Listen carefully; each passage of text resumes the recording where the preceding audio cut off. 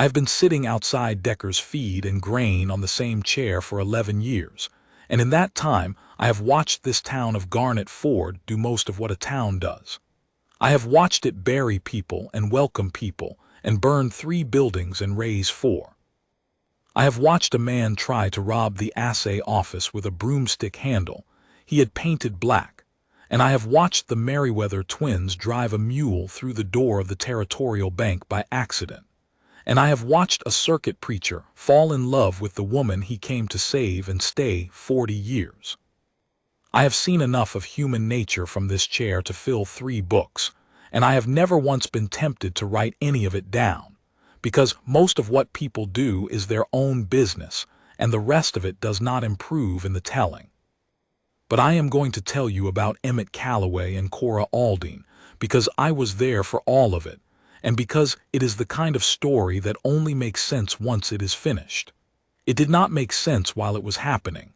Most things that matter do not. My name is Hector Das.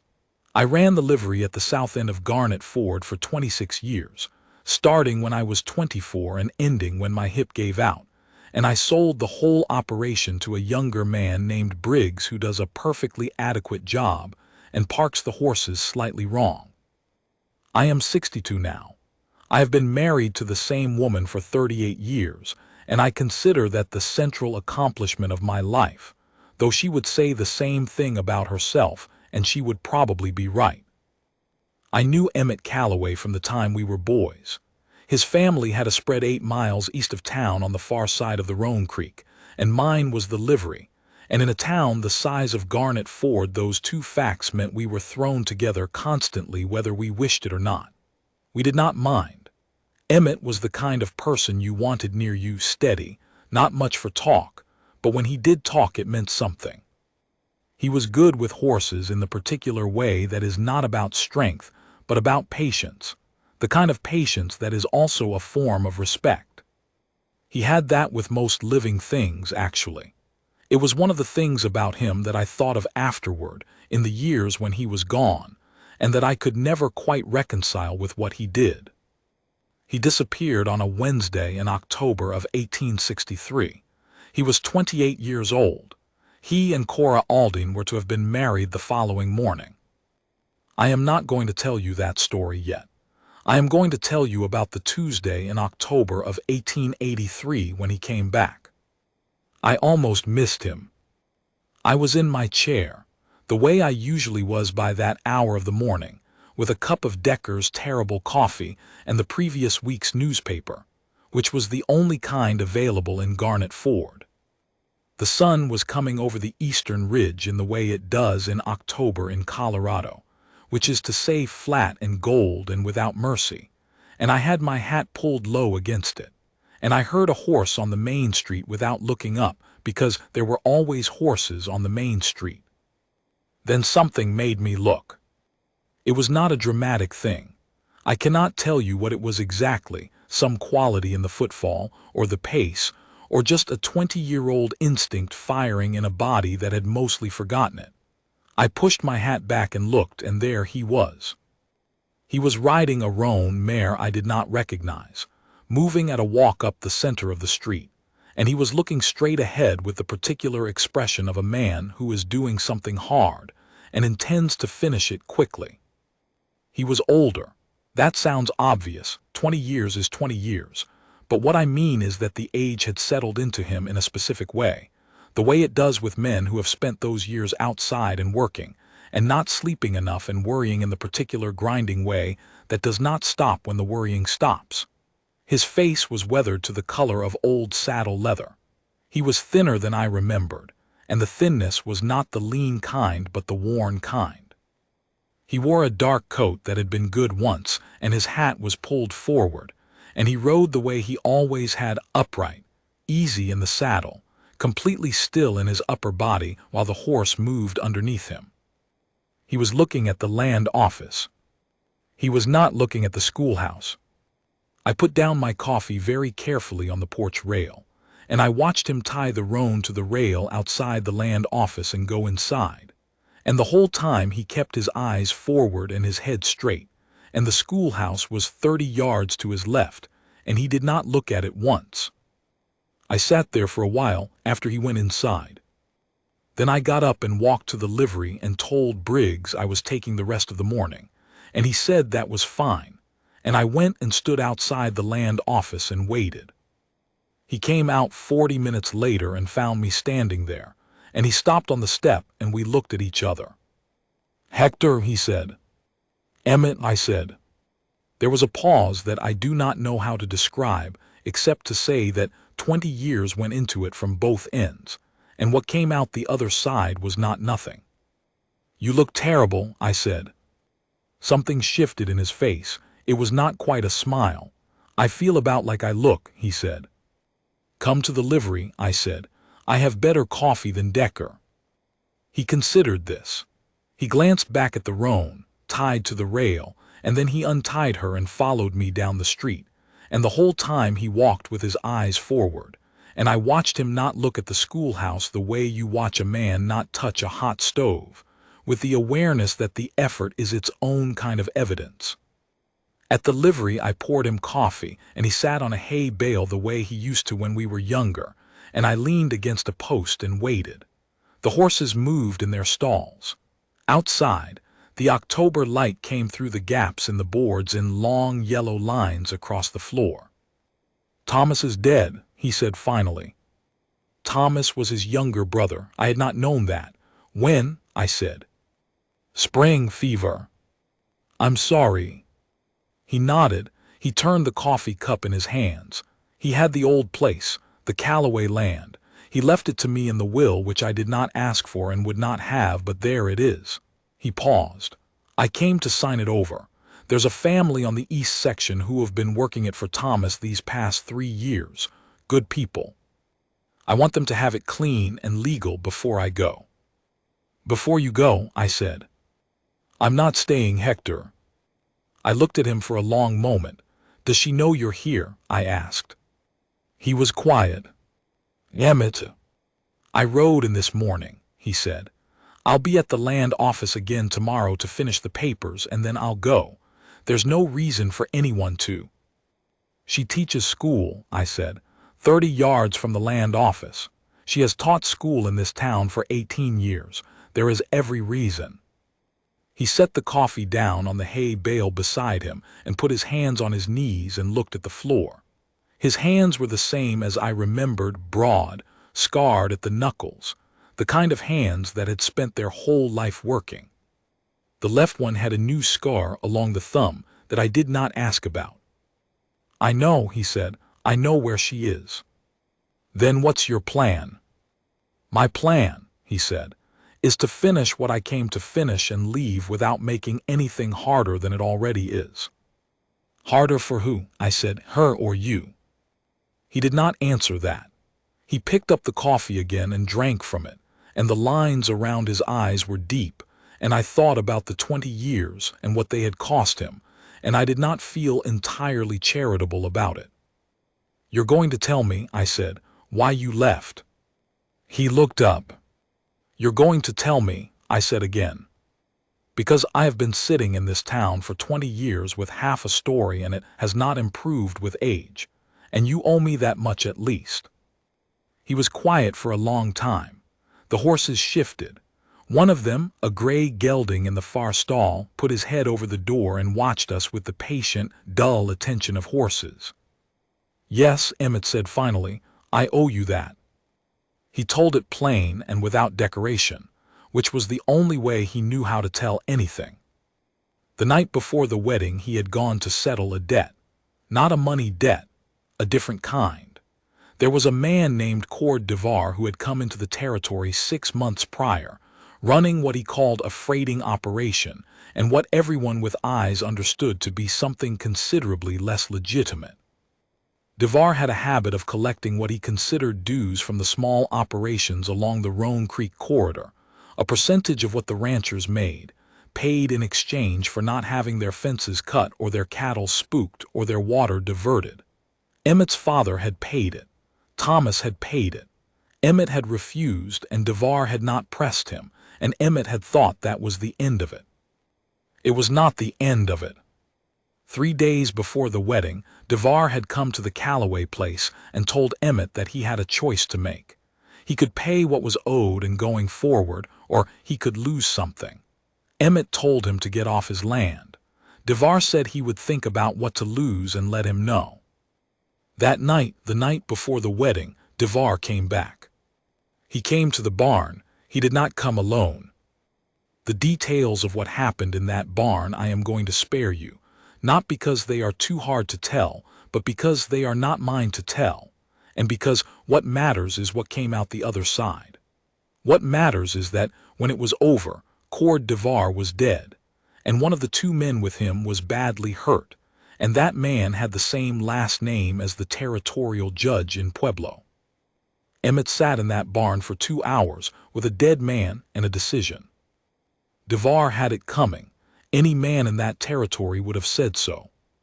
But the law does not always move by what men in a territory would say, and the judge's nephew, lying in that barn with a broken arm and a dislocated shoulder, and a very clear memory of Emmett Calloway's face, was going to say something else entirely. Emmett knew what a trial looked like when the man doing the judging had a name in the case. He knew what happened to the people around the man being judged. He thought about Cora. He thought about Cora the way you think about something you are putting down, carefully, completely, taking account of its weight and its shape so you do not put it down wrong. He thought about what a trial would mean for her, and what being associated with the losing side of it would mean, and what happened to women who stood by men the law decided were guilty. He thought about the life she had planned, and the life she would have instead. He made the decision in that barn in the dark, with Cord Devar's body 3 feet away. He went home and he packed what he could carry. He wrote Cora a letter and then he burned it, because a letter was evidence and evidence was a trail, and a trail led to her. He rode out before first light, heading south and then west, and he did not look back at Garnet Ford because he knew if he looked back he would stop. When he finished, I was quiet for a while. "The judge's nephew," I said eventually. "Harlan, speak." Emmett looked at me. "He left the territory," I said, 18 months after you did, went to Denver, had some kind of business trouble, and then I heard he died maybe 8 years ago now. Some kind of illness." Emmett sat very still. "The judge himself retired in '67, I said. "He's been dead for 6 years. Emmett set his coffee cup down on the hay bale and put his face in his hands. He sat like that for a while, and I let him sit. When he looked up, his eyes were red at the edges, but his face was composed. That was Emmett. He did not come apart in front of you, even when he was coming apart. "I didn't know," he said. "No," I said, "you couldn't have." "I wrote her," he said. "Eventually, when I got far enough away, New Mexico, then Arizona, I wrote her, twice. I never," he stopped. "She never answered." "She may not have gotten them," I said. "Mail was unreliable in those years." "And she moved. She was at her aunt's place in Salida for the first 2 years. She came back in '65 and she has been here since." He was silent. "She built a good life, Emmett," I said, and I said it carefully because it was important that he hear it right. "She is not broken. She teaches 31 children and half of them would walk through fire for her, and she has a house on the north end of town with a garden that is genuinely remarkable, and she has friends, and she is respected, and she is all right. I want you to know that. I am not telling you to make you feel better. I am telling you because it is true." He nodded slowly. "But she never married," I said. He looked at me. "In 20 years, I said, "she never married." He looked away. He looked at the gray gelding in the far stall, who was still watching us with that patient animal attention, and his jaw worked once, and then he was still. "I am going to finish the papers tomorrow," he said, "and then I am going to go." "Emmett." "I left her standing at a church," he said. "I left her without a word, without an explanation, I left her. Whatever my reasons were, I left. And she built a life from the pieces of that, and she is fine, and she is all right, and I am not going to walk back in 20 years later and ask her to. I am not going to do that to her." I thought about saying several things. I chose not to say any of them. "All right," I said. We sat there a while longer with the horses and the light coming through the boards, and then Emmett asked me where he could board his horse for the night, and I told him here. And he said, "What do I owe you?" And I told him nothing. And he said that was not how he operated, and I said that today it was, and we left it there. She came to the livery that evening. I was not surprised. Word travels in a town the size of Garnet Ford the way water travels in a dry creek fast, in channels you do not always anticipate, and it gets everywhere eventually. By noon half the town knew Emmett Calloway was back. By late afternoon the other half knew. I had not told anyone, but I did not need to. He had tied his horse outside the land office on the main street of a town where everyone recognized the Calloway roan, or knew someone who did, or had been waiting 20 years in the particular way that keeps one eye on the road. She came in at 6 o'clock, when the light was going amber and long, and she stood in the doorway for a moment, and looked at me with an expression I had seen on her face a handful of times over the years, and that I did not know how to describe, except to say it was the expression of someone who has decided something, and is standing behind that decision with their whole weight. "Hector," she said. "Cora," I said. She looked around the livery. "He's not here." "He's at the Garnet house," I said. "He'll be back in the morning for the horse." She looked at me for a moment. Cora Aldine was 46 years old, and she had come through 20 years in this town with a quality that I can only describe as uprightness, not stiffness, not distance, but a quality of being fully present in her own life rather than in the one that had been taken from her. She was not a sad woman. That was what I always noticed about her. She had reason to be, and she was not, and that was not a performance of strength but the thing itself. She wore her dark hair pinned up, and she had her teaching shawl still over her shoulders, and she stood with the kind of stillness that is the opposite of passivity. "Tell me," she said. "Tell you what?" "Whatever he told you." I considered this. "Cora." "Hector Das," she said. "I have been teaching children to read for 18 years, and I have sat in this town for 20, and I have had half a story for every one of those years. Tell me the rest of it." So I did. I told her what Emmett had told me, all of it, the barn and Devar and the judge's nephew and the decision he made and why he made it. I told it plain. I did not editorialize. I told her about the letters he said he had sent, and I told her what had become of Harlan Speake and the judge. I watched her face while I told it, and her face did very little, which was not because she was not feeling it, but because she had learned a long time ago how to feel things without putting them in her face for other people to read. When I finished, she was quiet for a moment. "He thought he was protecting me," she said. "Yes. He thought I could not survive being near him." Her voice was level. "He thought I needed protecting from the truth." "I think," I said carefully, "that he was 28 years old and he had just killed a man, and he had 2 hours in a dark barn to make a decision that he believed was going to determine the shape of the rest of your life. I think he was wrong about what you could survive, but I do not think he was trying to diminish you. I think he was afraid." She was quiet for a while longer. "He was always afraid of that," she said more softly, "of being the thing that harmed me, even when we were young. He had this idea of himself as something dangerous, something that cost people, because of his father, because of the way he had grown up." She paused. "I always thought that if he understood that I was not made of glass it would go away. I thought I had enough time to show him." She stopped. "He's leaving tomorrow," I said. "Yes," she said, "I know." She looked at me for a moment, and then she looked at the gray gelding, and then she looked back at me. "Thank you, Hector," she said, and she turned and went out into the amber evening light. I did not sleep particularly well that night. I got up before first light and went to the livery and sat in the small chair I kept by the front door and drank coffee and waited, without knowing precisely what I was waiting for, which is usually how the important things happen. Emmett came at 6:30, before the town was fully awake, moving quietly in the way of a man who is trying not to be seen. He had his saddlebag and his bedroll, and he put them down and went to the roan's stall and began to saddle her. I watched him from my chair. He was efficient about it, methodical, the movements of a man who has saddled and unsaddled horses 10,000 times and does not need to think about it anymore.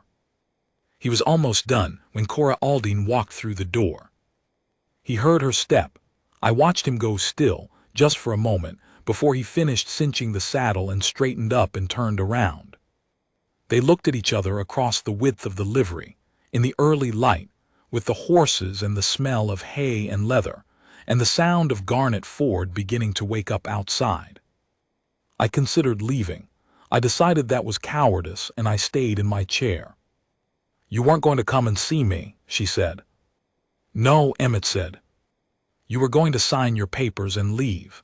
Her voice was steady and quiet, the way you left before.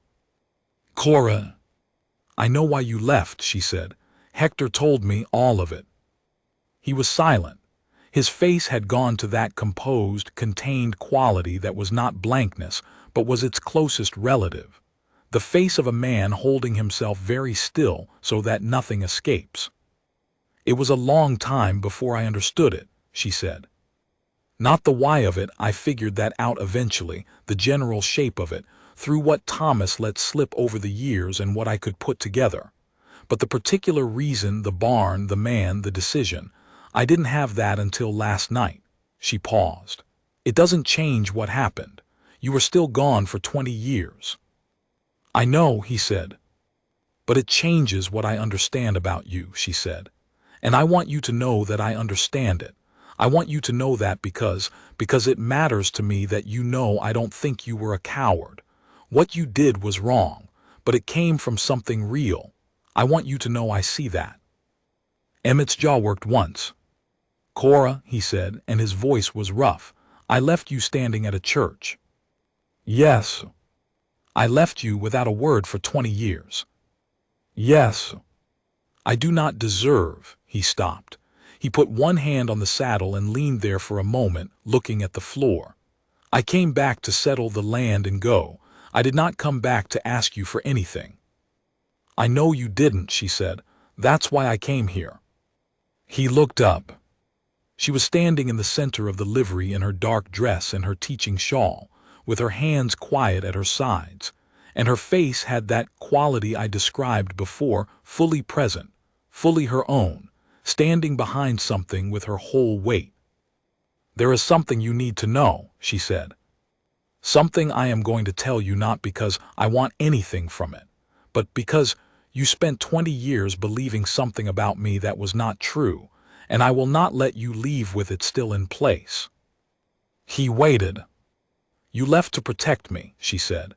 "You made a decision in the dark in that barn that I could not survive what was coming, that I needed to be kept away from it, that the kindest thing you could do for me was to remove yourself." She paused. "I need you to understand that I would have ridden with you." The livery was very quiet. "I would have ridden with you that night," she said, and her voice was steady.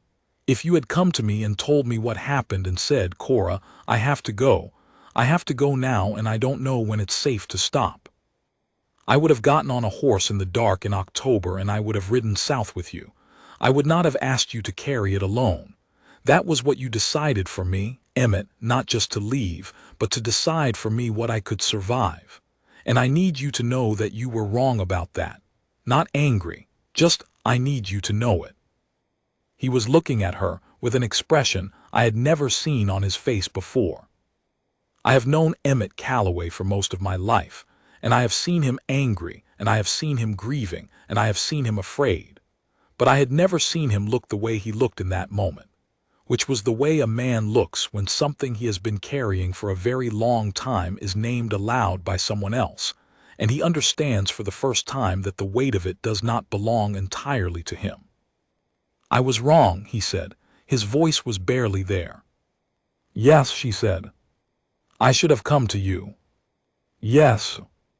"I should have." He stopped. He stood there for a moment with his hand on the saddle and his face working in the careful, contained way of a man who does not come apart in front of people. "Cora," he said, "I am sorry. I have been sorry for 20 years, and that word does not come close, but I am saying it because it is the truest thing I have. I am sorry." She looked at him for a long moment. "I know," she said. The horses moved in their stalls. The October light was coming stronger through the boards now, crossing the floor in those long yellow lines. Outside I could hear the sound of the town opening up, a wagon somewhere, a door, someone calling to someone else across the street. "The Calloway land," she said. "You're signing it to the family on the east section." "Yes." "And then you're leaving." "That was the plan," he said. She looked at him steadily. "What would you do," she said, "if you stayed?" He was very still. "The west section," she said. "Thomas kept it empty. You know that land. Your father built the house on the west section. It's been sitting there." She paused.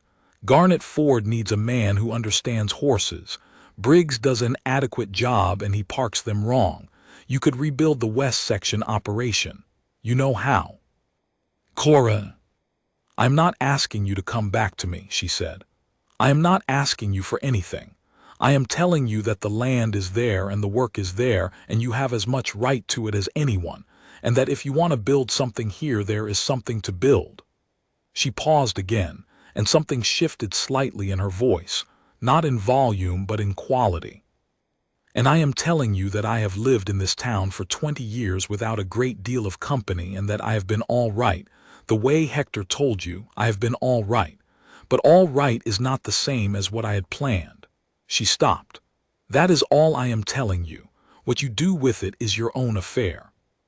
She held his gaze for one more moment. Then she turned and walked out of the livery into the October morning. Emmett stood there for a while after she left. I stayed in my chair. I did not say anything. There are moments when a man needs to be left entirely alone inside his own head, and this was one of them, and I had learned enough in 62 years to recognize it and respect it. He turned back to the roan after a while. He checked the cinch. He adjusted the saddle blanket. He ran his hand down her neck once, slowly, the way he did with horses when he was thinking, not thinking about the horse but thinking, and the horse was just the thing his hands did while his mind worked. Then he unsaddled her. He did it as methodically as he had saddled her, efficiently, each buckle and strap in order, and he put the saddle back on the rail and the blanket over the stall door, and he put fresh hay in, and he patted the roan's nose and came and sat down on the hay bale across from me. "I parked her wrong, didn't I?" he said. It took me a moment. Then I laughed. It was the first time I had laughed in that livery since I handed the keys to Briggs. "Yes," I said, "you did." He looked at his hands. "I don't know if she can forgive me," he said. "I don't mean I don't expect her to. I am not saying it as an expectation. I'm saying it as a fact. I don't know." "No," I said, "you don't. 20 years is a long time." "It is." "She built her life," he said. "She built it without me, and it is a good life. I saw her last night from across the street. I know I said I wasn't looking, but I was just once before she went inside, and she looked like herself, like the truest version of herself, like someone who figured out who they were and stopped needing anyone's permission for it." He paused. "I don't know what I have to offer someone like that." I thought about several things to say. I thought about saying something about the heart's strange arithmetic, about how love that survives 20 years of silence and still shows up in a livery at 6 in the morning to tell a man he was wrong about what she could survive. I thought about saying something about what that tells you. But Emmett was not a man who needed things explained to him. He was a man who needed time to arrive at what he already knew. "Go to the land office," I said. "Do what you came to do, then figure out the rest." He looked at me. "You don't have to decide everything this morning," I said. "Do the one thing and then think about the next one." He was quiet for another moment. Then he stood up and picked up his saddlebag and left it on the hay bale, not taking it with him, just setting it down, and walked out. He came back 3 hours later with the signed papers and a receipt from the land office, and he sat in the livery, and I brought him coffee, and we did not talk about anything in particular. He asked about the families along the Roan Creek, and I told him what I knew. He asked about the town, and I told him it had grown some and lost some, and was more or less itself. He asked about my wife, whose name is June, and I told him she was well and that she still made the best cornbread in Garnet Ford and possibly in Colorado Territory, and he said he remembered, and something in his face went soft for just a moment at the memory of it. Around midday he said he was going to ride out to the Calloway place. He said he wanted to see the east section and meet the family there, and maybe look at the west section and the old house. He said he did not know what he was going to find. I said that seemed right. He saddled the roan, correctly this time, and rode east on the Roan Creek Road, and I watched him go from the livery door, and then I went back to my chair outside Decker's, and had a fresh cup of his terrible coffee, and read the rest of the week-old newspaper. He was gone for 3 days. I did not know where he was sleeping, whether at the old Calloway house or in town or somewhere else. He came into Garnet Ford once, the second morning, to buy supplies from Decker's, flour and salt pork and coffee, and a few other things, and I saw him from my chair, but he did not come and talk. He moved through the business of it with a kind of quiet purpose, and when he was done, he loaded everything into his saddlebag and rode back east. On the third evening he came to the schoolhouse. I did not see this myself. I heard it later from Mrs. Abelard, who lives across the street from the schoolhouse and is constitutionally unable to observe anything without forming an opinion about it.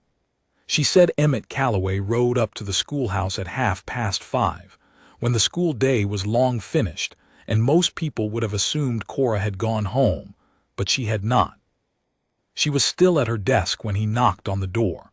Mrs. Abelard knows this because Cora had not closed the shutters yet, and the angle from Mrs. Abelard's parlor window is, apparently, instructive. He stood in the doorway. Cora stood up from her desk. Mrs. Abelard could not hear what was said, which frustrated her considerably, but she said that whatever it was took a while, and that there was a point in the middle of it where they were both very still, and then Cora walked to the door and they went inside and she shut it. Mrs. Abelard allowed that she did not know what to make of that, and I said that I suspected that was just how it was going to be, and she said in the way that means she is filing it away for later. I am going to tell you what I know and what I saw, and I am going to leave the rest of it where it belongs, which is between them. What I know is that by the end of October, Emmett Calloway had not left Garnet Ford. What I know is that he was out on the west section, working. He had hired 2 men from town, the younger Briggs, who turned out to be better with his hands than his father, and a fellow named Corb Reese who was between situations, and the 3 of them were putting the old Calloway house back in order after 3 years of sitting. He came into town for supplies twice a week, and he was beginning to look, in a way I noticed gradually rather than all at once, like a man who was sleeping. What I know is that Cora Aldine continued to teach school and tend her garden on the north end of town and have tea on Sundays with the Martins next door, and that her life went on in the shape it had taken, except that some Sundays she was not in town. What I saw, which I will tell you because it is mine to tell, is what I saw on a Saturday morning in November, the last Saturday before the first snow. I was in my usual chair.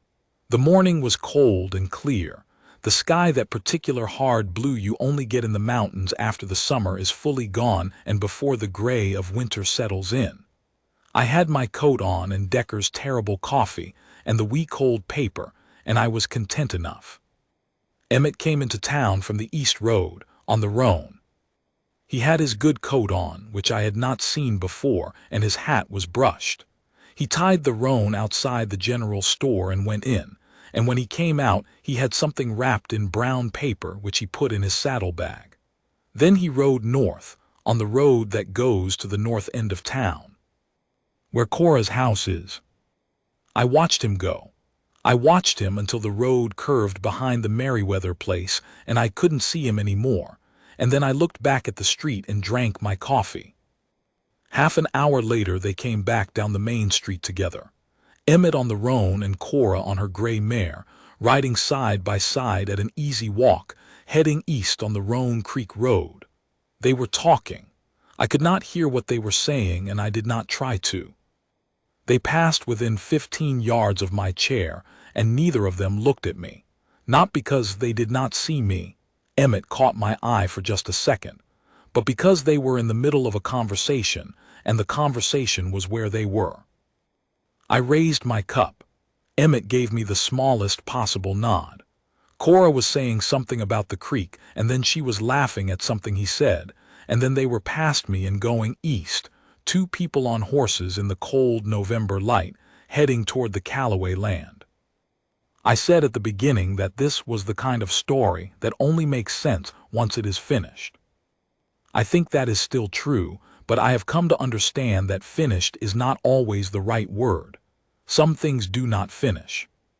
They find the shape they were always supposed to have, and then they go on in that shape, and that going on is not the same as ending. Emmett Calloway did not leave Garnet Ford that fall. He did not leave that winter, or the spring after it, or the 20 years that followed. The west section of the Calloway place became something worth seeing, a solid operation, cattle and horses both, well run in the patient and methodical way that was Emmett's particular gift. He was not a wealthy man and did not become one. But the land was good and he worked it well, and the work suited him in the way that work suits a person when they have finally found the right thing and stopped moving. He and Cora were married the following June, on a Saturday morning, in the same church where they had meant to be married 20 years before. The preacher who did it was new. The old one had been dead for 12 years, and the church itself had been painted in the interval and was considerably more presentable. Cora wore a dark blue dress that I heard her tell June was the most practical color for a woman who intended to spend considerable time on horseback, which June said was the most sensible approach to a wedding dress she had ever encountered. It was a small ceremony. They did not make a production of it. There were perhaps 30 people there, and afterward they went to the Calloway place for a meal that June and 3 other women had organized entirely without being asked, which is how June operates. I gave a toast. I said that I had known Emmett Calloway for most of my life, and that I had observed over those years, that he was a man who took a long time to arrive at things but who arrived, when he finally did, with his whole self and no reservations. I said that I thought Cora Aldine, Cora Calloway, as she was now, had always understood this about him better than he understood it about himself, and that this was perhaps the defining characteristic of the whole business. I said I was glad they had gotten there. There was some applause, and Emmett looked at his boots, and Cora looked at me with that expression that meant she was deciding whether to be amused or exasperated, and had settled on some proportion of both. It was, by general agreement, a fine morning. I am 62 years old, and I have been sitting in this chair outside Decker's Feed and Grain for 11 years, and I have watched this town do most of what a town does. I said at the beginning that most of what people do is their own business and does not improve in the telling. This one improved. Emmett Calloway rode into Garnet Ford on a Tuesday in October of 1883, not looking at a schoolhouse, carrying 20 years of a decision he had made in the dark, in a barn, for a woman he believed needed protecting from him. And Cora Aldine walked into a livery that same evening and asked for the rest of the story and got it, and walked into a livery at 6 the next morning, and told a man the one thing he had never known about himself, that he had been wrong about what she could survive, and that she would have ridden with him. That is what I remember most, out of all of it, not the wedding or the years that came after, good as they were. I remember Cora Aldine standing in the center of my livery in her teaching shawl in the early morning light, with her hands quiet at her sides, telling Emmett Calloway that he had made a decision for her that was not his to make, and that she was not made of glass, and that she would have ridden with him into the dark.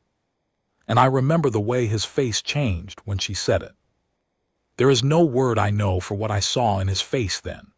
Grief is part of it, and relief, and something that is neither of those things but lives in the same neighborhood, the particular feeling, I think, of setting down something you have carried so long that you forgot you were carrying it. He nearly rode past her.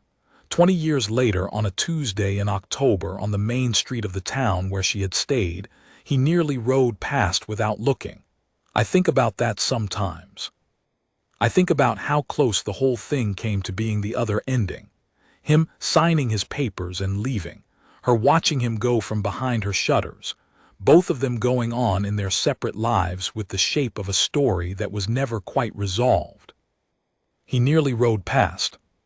He did not. That is the whole of it, and it is enough.